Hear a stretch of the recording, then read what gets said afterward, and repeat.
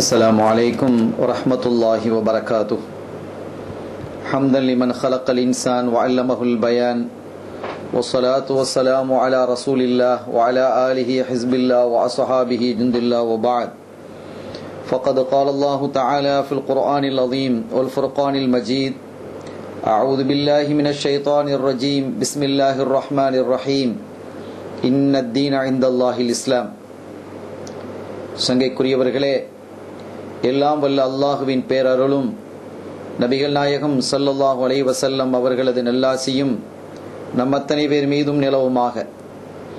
அல்லாஹும் அவனது ரசூலும் எந்தெந்த கர்மங்களை எடுத்து நடக்க வேண்டும் என்று நமக்கு கட்டளையிட்டுள்ளார்களோ அவை அனைத்தையும் எடுத்து நடக்கவும், எவைகளை தவிர்த்து நடக்க வேண்டும் என்று உத்தரவு பிறப்பித்துள்ளார்களோ அவை அனைத்தையும் தவிர்த்து நடக்கவும் ஆரம்பமாக எனக்கும் உங்களுக்கும் நான் வசியத்து செய்து கொள்கிறேன். அல்லாஹ் தௌஃபீக் செய்வானாக. ஆமீன். சங்கைக்குரிய பெருமக்களே, நமது உயிரிலும் மேலான அன்னலம் கண்மணி நாயகம் ஸல்லல்லாஹு அலைஹி வஸல்லம் அவர்களினுடைய கல்லூரியிலே பயின்று மிக அற்புதமான அறிஞர்களாக திகழ்ந்த சஹாபா பெருமக்களினுடைய மதரசாக்களில் அவர்கள் போதிக்கக்கூடிய தலங்களில் போய் கற்று அவர்களிடமிருந்து குர்ஆனையும் கண்மணி ஸல்லல்லாஹு அலைஹி வஸல்லம் அவர்களுடைய வழியையும் மொழியையும் விளங்கிக் கொண்ட பெருமக்களில் உன்னதமானவர்கள் தாபியின்கள். அந்த தாபியின்களினுடைய வரலாற்று தொடரிலே இப்போது நாம் பார்க்க இருப்பது சையதுனா தாவூஸ் இப்னு கைசான் ரலியல்லாஹு தஆலா அன்ஹு அவர்கள். இவர்களுடைய இயற்பெயர் தக்வான் இப்னு கைசான் என்பதுதான். சிறந்த ஒரு ஃபுகஹாக்களில் சிறந்த ஒரு ஃபகீஹாக, சட்ட நிபுணராக இவர்கள் திகழ்ந்ததின் காரணத்தினால் நல்ல அறிவு மிக்க, ஆற்றல் மிக்க, சிந்தனை மிக்கவர்களாக, தைரியம் மிக்கவர்களாக, சத்தியத்தை எடுத்துச் சொல்வதிலே வலிமை மிக்கவர்களாக இவர்கள் திகழ்ந்ததால் அறிவுக்கு அழகு, ஆற்றலுக்கு அழகு என்ற ஒரு பெயரை பெருமக்கள் அவர்களை சூட்டும் முகமாக தாவூசுல் ஃபுகஹா, ஃபுகஹாக்களினுடைய மயில் என்று அவர்களுக்கு பெயரை சூட்டினார்கள். தாவூஸ் என்றால் மயில். ஆக தாவூஸ் என்பதே அவர்களுடைய இயற்பெயரை விட இந்த சிறப்பு பெயர் என்பது நிலைத்து விட்டது. ஆக அவர்கள் தாவூஸ் என்றேதான் வரலாற்றிலே முழுமையாக அறியப்பட்டிருக்கிறார்கள். தக்வான் இப்னு கைசான் என்று சொன்னால் பல அறிஞர்களுக்கு கூட இது தெரியாமல் போய்விடும். அந்த அளவிற்கு தாவூசுல் ஃபுகஹா என்றே அவர்களுக்கு பெயர் இருந்தது. நாளடைவில் அது தாவூஸாகவே மாறிவிட்டது. அருமையான பெருமக்களே, இத்தகைய பெருமகனார் யமனிலே பிறக்கிறார்கள். அந்த சமயத்தில் யமனினுடைய கவர்னராக இருந்தது யார் என்று பார்த்தால் முஹம்மது இப்னு யூசுப். இந்த முஹம்மது இப்னு யூசுப் யாரும் இல்லை, ஹஜ்ஜாஜ் இப்னு யூசுஃபுடைய தம்பி. வரலாற்றிலே அறிஞர்களை கொன்று குவித்த ஒரு பாதகமான செயலை செய்தவர் ஹஜ்ஜாஜ் இப்னு யூசுப். திறமை, ஆற்றல், அறிவு எல்லாம் இருந்தது. ஆனாலும் கூட அதை அழிவு பாதையிலே அதிகமாக செலவு செய்தார். அவருடைய சகோதரர் தான் முஹம்மது இப்னு யூசுப் தகவி. இவர் எப்படிப்பட்டவர் என்றால், ஹஜ்ஜாஜ் இடத்திலே இருந்த தீய குணங்கள், பொல்லாத குணங்கள் அனைத்தும் இவரிடத்திலும் நிறைந்திருந்தது. அதே சமயம் ஹஜ்ஜாஜ் இடத்தில் சில நல்ல குணங்கள் இருந்தது. நல்ல ஆற்றல் மிக்க சில காரியங்களை மனிதர்களுக்கு செய்ய வேண்டும் என்று இருந்தது. அது இவரிடத்திலே இல்லை. ஆக இப்படிப்பட்ட ஒரு தோற்றத்திலே முஹம்மது இப்னு யூசுப் தகவியே திகழ்ந்தார். இவருடைய ஆட்சி காலத்திலே அவருடைய பகுதியிலே வாழ்ந்தவர்கள் தான் சையதுனா தாவூஸ் ரலியல்லாஹு தஆலா அன்ஹு அவர்கள். அவர்கள் என்ன செய்கிறார்கள் என்றால், அடிக்கடி இந்த அறிஞனுக்கு போய், இந்த அமைச்சராக இருக்கக்கூடியவருக்கு, கவர்னராக இருக்கக்கூடிய இந்த முஹம்மது இப்னு யூசுஃபுக்கு போய் என்ன செய்வார்கள், அடிக்கடி போதனைகள் செய்து கொஞ்சமாவது திருத்த வேண்டும் என்று முயற்சி செய்வார்கள். ஒரு சமயம் இவர்கள் என்ன செய்கிறார்கள், அங்கே போகிறார்கள். அவர்களோடு இன்னொரு நபரும் என்ன செய்கிறார்கள், இருவருமாக அங்கே செல்கிறார்கள். வஹப் இப்னு முரப்பிஹ் என்று சொல்லக்கூடிய ஒரு தாபி ரலியல்லாஹு தஆலா அவர்களும் போறாங்க. இரண்டு பேரும் போனது போய் தாவூஸ் ரலியல்லாஹு தஆலா அன்ஹு அவர்கள் இந்த கவர்னருக்கு ஒழுக்கமுறை என்ன, ஒழுங்கு என்ன, சத்தியம் என்ன, நேர்மை என்ன, சட்டம் என்ன, எப்படி தன்னுடைய பிரஜைகளோடு நடந்து கொள்ள வேண்டும், அவர்களுடைய ஹக்கெல்லாம் எப்படி பாதுகாக்கப்பட வேண்டும் என்பதை போன்று எல்லாம் போதனை செஞ்சுக்கிட்டு இருக்கிறார். அப்படி செய்து கொண்டிருக்கும் பொழுது இவர் என்ன செய்தார் என்றால் தன்னுடைய பணியாளரை அழைத்து விலை உயர்ந்த ஒரு சால்வை எடுத்து தாவூஸ் ரலியல்லாஹு தஆலா அவர்கள் மீது போத்துவதற்கு இந்த கவர்னர் சொல்லுகிறார். ஆனால் அதையெல்லாம் பெறுவதற்கு இவர்களுக்கு விருப்பம் இல்லை. இவர்களுடைய தோளிலே கொண்டு வந்து அவன் போட்டுட்டு போயிட்டான். யாரு? அந்த பாதுகாவலர் பணியாளர். இவர்கள் என்ன செய்தார்கள், தன்னுடைய பேச்சினுடைய அந்த தோரணையை கூட்டி தோலை அசைத்து அசைத்து பேசி தோளில் இருந்தது கீழே விழ வைத்துட்டார்கள். கீழே விழுந்ததையும் எழுப்பி வெளியில போயிட்டான். அதோட வஹப் இப்னு முனப்பிஹ் ரலியல்லாஹு தஆலா அவர்களும் வெளியில வந்துட்டாங்க.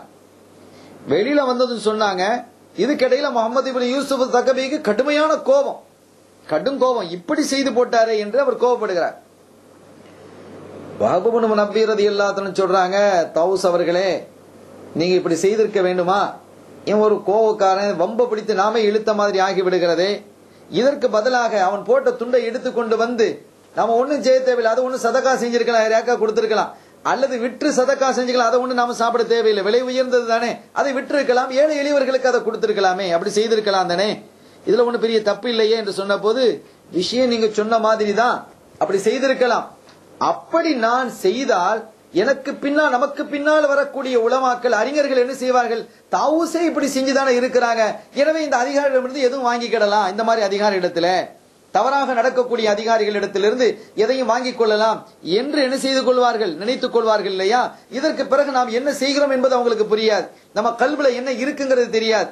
நாம செய்வதை வைத்து அந்த மாதிரி தவறான அதிகாரிகளிடத்திலே போய் என்ன செய்து கொள்வார்கள், அவர்கள் தரக்கூடிய அந்த சலுகைகளை எல்லாம் பெற்றுக் கொள்ளக்கூடிய ஒரு நிலை உலமாக்களுக்கு ஏற்பட்டுவிடக் கூடாது என்பதற்காகத்தான் நான் இப்படி செய்தேன் என்று சொன்னார்கள். ஆனா இந்த கவர்னர் சும்மா விடல, எப்படியாவது ஒரு கேவலப்படுத்திடணும் என்ற ஒரு திட்டத்தோட ஒரு நபரை தேர்ந்தெடுத்தார். யாரு? முகமது இப்னு யூசுப் தக்கவி, ஹஜ்ஜாஜினுடைய சகோதரர். இந்த கவர்னர் யமன் தேசத்தினுடைய கவர்னரா இருக்கிறார். நல்ல அறிவாளி, பேச்சு வன்மை, நாவன்மை மிக்க, திறமை மிக்க, நல்ல புத்திசாலியான ஒரு ஆளை தேர்ந்தெடுத்து அவர் கையில 700 தீனார்களை, தங்க காசுகளை கொடுத்து, நீங்க என்ன செய்வீங்களோ தெரியாது, இதை நீங்க கொண்டு போய் யார்ட்ட கொடுக்கணும், தாவூஸ் கொடுக்கணும் ரலியல்லாஹு தஆலா அவரிடம் கொடுத்து அதை எப்படியாவது வாங்க வச்சிருங்க, மீதி நான் பாத்துக்கிறேன், அதை எப்படியாவது என்ன செஞ்சிடணும், வாங்க வைத்து விட வேண்டும். அதற்கு பிறகு என்ன நடக்கிறதுங்கிறது நீங்க பாருங்க, உங்க வேலை எப்படியா வாங்க வச்சிடுறது.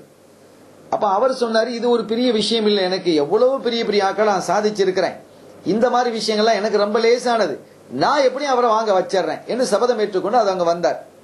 அங்கிருந்து புறப்பட்டு செய்தனா தாவூஸ் ரலியல்லாஹு தஆலா அன்ஹு அவர்கள் இருக்கக்கூடிய சனா பக்கத்துல ஜனத் என்று சொல்லக்கூடிய ஒரு சின்ன கிராமம், அந்த கிராமத்துல தான் தாவூஸ் ரலியல்லாஹு தஆலா இருக்கிறார். அந்த ஊருக்கு வந்தார். வந்து சலாம் சொன்னாங்க, வாங்க உட்காருங்க. அவங்க வரவேற்றாங்க, உட்கார வச்சாங்க. என்ன விஷயம், இருந்து வர்றீங்க? யா அபா அப்துர் ரஹ்மான், அவங்களுடைய லக்கப். அதாவது நீங்க உங்கள்கிட்ட ஒரு விஷயம் சொல்றதுக்காக ஒரு விஷயமாக வந்திருக்கிறேன். அமீருல் அவர் தான் அனுப்பி இருக்கிறாங்க, கவர்னர் தான் என்ன அனுப்பி இருக்கிறாங்க. என்ன விஷயம்? இந்த மாதிரி பணப்பை இருக்குது, இதுல 700 தீனார்கள் தங்கங்கள் இருக்கிறது, தங்க காசுகள் இருக்கு, இதை நீங்க வாங்கிக்கிடணும். அப்ப கொஞ்சம் மாலி பிஹாமின் ஹாஜா, எனக்கு அதுல எந்த விதமான தேவையும் இல்லை என்று சொல்லும்போது, இல்ல இது எதற்காக நான் உங்களுக்கு சொல்கிறேன் என்றால் அவர் பேச ஆரம்பிச்சிட்டார். அவர் தான் நிறைய ஹீலாவா பேசுவாரு, எப்படியெல்லாம் பேசணுமோ அப்படியெல்லாம் பேசினாங்க. ஆனா ஒண்ணுக்கும் மசி இல்லை.